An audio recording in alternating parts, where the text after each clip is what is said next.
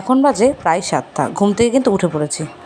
ঘুম থেকে উঠেই যা কাজ থাকে সবারই, তো এটা আমার ডেইলি রুটিন, কম বেশি সবাই দেখেইছো ভিডিওতে। তো ঘুম থেকে উঠে যে বিছনাটা গুটিয়ে নিলাম, তো বিছনা গোটাতে গোটাতে ভাবি তোমাদের সাথে কিছু কথা বলি। তো কালকে গেছিলাম একটু বাজারে সন্ধেবেলা বলতে প্রায় 7:30 মতন। সুইতো বিকেলবেলা ফোন করে বললো যে তুমি রেডি হয়ে থাকো, একটু বেরোবো। তো এখন তো মেয়ে নিয়ে খুব একটু ব্যাপার একটা, কারণ যদি বলি এই টাইমে বেরোবো তো ওই টাইমে বেরোনো হয় না, যদি বলি এই টাইমে বেরোবো তো ওই টাইমে বেরোনো হয়, এটাই আর কি হচ্ছে এখন। তো এই যে ঘুম থেকে উঠে কিন্তু ব্রাশ দিই, দুজনের হাতে ব্রাশ, তো ব্রাশ নিয়ে বেরিয়ে পড়েছে কিন্তু মাঠে। আমাদের জমির দিকে যাচ্ছিলাম, কারণ মাঠে হয়েছে কুমড়ো। তো অনেক দিন ধরেই ভাবছি যে মাঠে গিয়ে কুমড়োটা কেটে আনবো আমি। বাবা নিয়ে আসে কম বেশি, আজ একদিন দুদিন পর পর নিয়ে আসে। তো এই যে আমি আর সুদীপ্ত ভেবেছি যাবো, তো গিয়ে এই যে মাঠে কিন্তু চলে এসেছি। এটা আমাদেরই জমি, আর আমার জ্যাঠা আর কি মাঠে কাজ করছিল। তো ফার্স্টে খুঁজে পাচ্ছিলাম না কুমড়োটা কোথায় আছে। তো এই যে এখন মাঠের থেকে সুদীপ্ত কেটে নিয়েছে, জ্যাঠা আর কি দেখিয়ে দিয়েছে এখানে আছে। তো এখন এই যে বাড়ি ফিরছে। আমাদের রাস্তাটা কিন্তু ভীষণই সুন্দর, দেখে বুঝতেই পারছো চারিদিকে সবুজে সবুজ।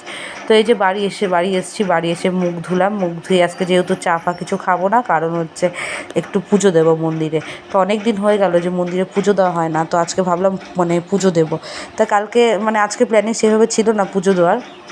কালকে সন্ধ্যেবেলা বাজার থেকে একবার ঘুরে চলেও এসেছি। চলে আসার পরে তার বাড়ি এসে আমি কনফিউজ ছিলাম আদৌ পুজো দিতে পারবো কি না, কারণ যেহেতু মেয়ে হয়েছে আমার, তো সেই কারণে আর কি দেওয়া যায় কি না তো সেটাভাবে যায় না। তা ঠাকুরমশাই বললো যে দেওয়া যাবে, তাই জন্য আর কি সন্ধ্যেবেলা আবার গেছিলাম 9টার দিকে আর কি। আগের দিন একবার বাজার থেকে চলে এসেছিলাম, আবার 9টার দিয়ে গিয়ে তারপর ফল নিয়ে এসেছি। আর এই যে সুদীপ্ত কিন্তু এখন একটা মালা গাঁথেছে। মালাটা আর কি ইচ্ছে ছিল আর কি দেবো আর কি মালা কিনে, কিন্তু পরের দিন সকালবেলা আবার যাবো কীভাবে পাবো কি না, তো সেই কারণে আর কি যাওয়াও হয়নি। তারপর মা গাছের থেকে অনেক ফুল তুলেছিল, তা সুদীপ্ত আমি ভেবেছিলাম মালা হবে না, তা সুদীপ্ত বললো যে না আমি গাঁথবো, দেখি হয় কি না। তা ওই যে আর কি গেঁথেছে আর কি মালাটা। আর এই যে পুজো দিয়ে আমি কিন্তু চলে এসেছি। আমি পুজো দিয়ে প্রসাদ কাউকে দিতে পারিনি, কোনো রকম পুজোটা দিয়ে চলে এসেছি আর কি। মেয়ে কাঁদছিল খুব, তো সেই কারণে মাকে বলেছি তুমি প্রসাদটা দাও, দিয়ে আমি আগে মেয়ের কাছে যাই। অনেকক্ষণ ধরে ঠাকুরমশাই বলেছে 9টার সময় আসবে সকালবেলায়, তো সেই কারণে আর কি তাড়াহুড়ো করে সব করি। তারপর ঠাকুরমশাই এসেছে 10:30টার সময়। তো যাই হোক, সকালের খাবার খেয়ে নিয়ে যা সকালে রান্না করছি কিন্তু ধনিয়া চিকেন, আর ওদিকে বৌদি কিন্তু চিকেন কষা করছে, আর বৌদি পাবদা মাছ করছে।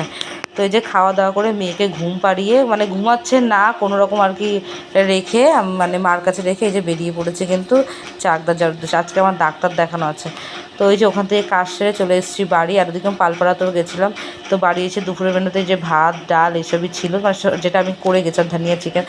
তো যেহেতু সব কিছু খায় না, তো এই যে তারপর সেভাবে ভিডিও করতে পারিনি। এখন কিন্তু প্রায় সন্ধে হয়ে গেছে।